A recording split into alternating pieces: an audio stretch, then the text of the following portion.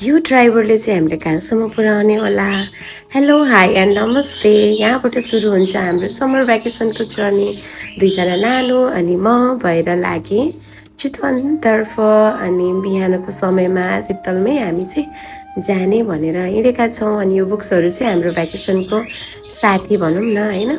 अनि नानुहरू चाहिँ एकछिन गाडी हिँडिसकेपछि चाहिँ शीतल भएर झन्निटाइसकेका छन्।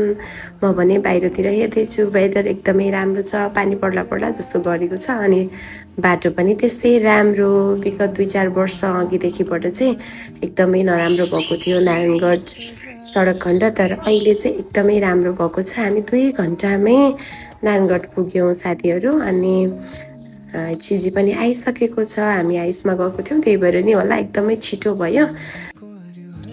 मलाई चाहिँ सानैदेखि ट्राभल गर्न एकदमै मनपर्ने, अनि मेरो नानुहरूलाई पनि त्यस्तै मलाई जस्तै ट्राभल गर्न मनपर्छ। उनीहरू कतै जाने भनेपछि एकदमै एक्साइटेड हुन्छन्। अनि मैले पनि आफ्नो सबै कुरा अब चाइल्डहुड मेमोरीहरू जति पनि छन् उनीहरूलाई सेयर गर्दै होइन लिएर आइराखेको थिएँ। अनि हामी चाहिँ नारायणी नदी आइपुगिसक्यौँ। अनि यहाँ चाहिँ बोटहरू चलिरहेको थियो।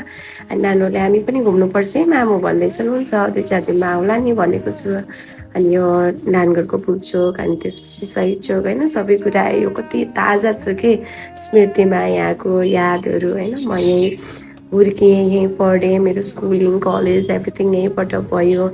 अनि हरेक तिता मिठा अनुभवहरू मैले यहाँ भोगेको कुराहरू एकदमै मेमोरीमा एकदमै सेभ भएर बसेको छ नि त। अनि यो चाहिँ 24 कोटी चोक। अनि नानुहरू, यो ठुलो नानुको चाहिँ यो 3rd टाइम हो भने सानी नानीको चाहिँ यो 1st टाइम हो। उनी एकदमै एक्साइटेड छिन्।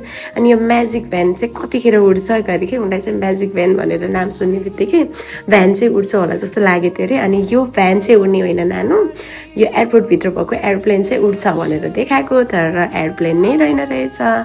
अनि हामी सबै भ्यूहरू हेर्दै गफ गर्दै अगाडि बढिरहेको छौँ।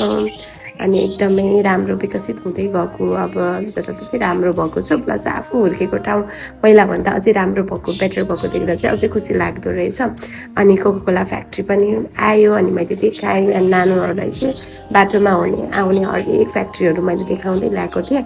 अनि 2 कुटी कागज कारखाना पनि देखाएँ। अनि यो चाहिँ बन्द भएको लगभग 25-26 वर्ष भयो भनेर भनेको।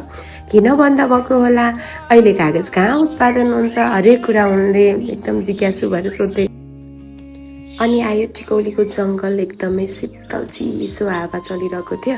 अनि नानुहरूले चाहिँ मङ्की त देखेनौँ है मामु भन्छन् फेरि। अनि आयो सौराहा गैँडाको स्ट्याचु भएको ठाउँ। अनि यो सौराहा कहिले घुम्न जाने, नेसनल पार्क कहिले घुम्न जाने भन्छन् ठुली नानीले फेरि। अब यहाँ आएपछि त घुम्ने ठाउँ